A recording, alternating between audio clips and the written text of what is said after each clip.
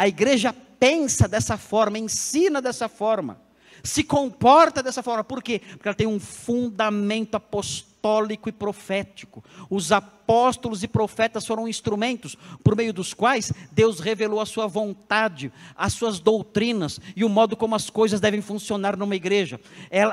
Isso tudo formou o fundamento da igreja. Ela é edificada sobre o fundamento dos apóstolos e profetas. Nós aprendemos, os irmãos podem olhar os textos depois, falei de Efésios 3, 4 a 6, falei de Efésios 2, 20, nós aprendemos em 2 Timóteo 3, 16, toda a Escritura é inspirada por Deus, é como se a Escritura tivesse sido soprada por Ele, Deus falando conosco na Escritura, e ela tendo sido soprada por Deus, por assim dizer, como é a linguagem usada pelo apóstolo Paulo no Novo Testamento, soprada por Deus, ela é útil para nos ensinar, para nos corrigir, para nos educar na justiça. E quando então aprendemos o que ela diz, nós estamos aprendendo o que o próprio Deus falou, nos orientando, nos dirigindo, nos mostrando como devemos viver.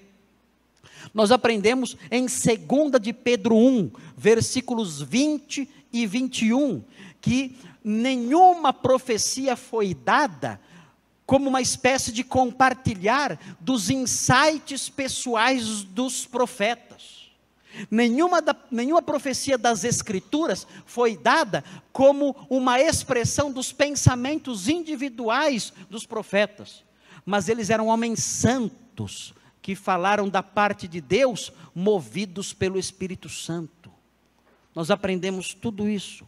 E quando nós chegamos em Judas, no versículo 3 de Judas, mais ou menos no ano 80, nós aprendemos que a fé revelada aos crentes, essa fé foi dada aos santos de uma vez por todas, de modo definitivo e irrevogável, de uma vez por todas aos santos. Onde tudo isso começou? Essa grande jornada de revelação de Deus ao homem. Onde isso começou? Começou lá em Gênesis. Deus falando aos pais.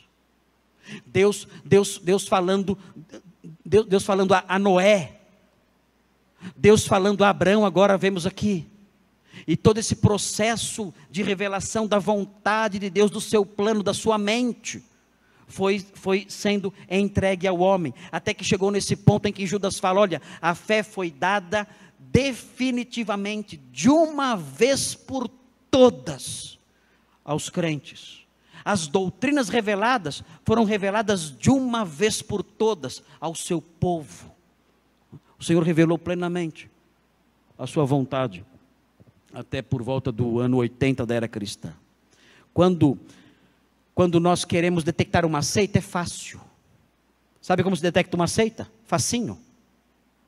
É só descobrir se aquela comunidade tem, além da Bíblia, uma outra fonte de autoridade. Muito simples. Muito simples. Se você conhece alguma igreja, alguma comunidade, algum grupo, que tem, além da Bíblia, uma outra fonte de autoridade, então você sabe, eu estou diante de uma seita mentirosa. Porque eles adotam a Bíblia, onde Deus falou, e mais alguma coisa, como fonte de autoridade também. Exemplo, o mormonismo. O mormonismo crê que a Bíblia é palavra de Deus, pelo menos dizem isso, mas eles creem também na autoridade do livro de Mórmon, e creem na autoridade do pseudo-profeta Joseph Smith, e creem na autoridade dos profetas mormons atuais. Todos eles são fontes de autoridade no mesmo nível da Bíblia. Mesmo nível. Então, uma outra fonte de autoridade além da Bíblia. E então, nós vemos lá, estamos diante de uma seita. O romanismo, o catolicismo romano. Nós podemos, dentro desse critério, dizer, vocês deixaram de ser uma igreja. Vocês são agora uma seita. Vocês creem numa outra fonte de autoridade. Qual é a outra fonte de autoridade do romanismo? É o papado e a tradição. O que o Papa diz ex cátedra é palavra de Deus.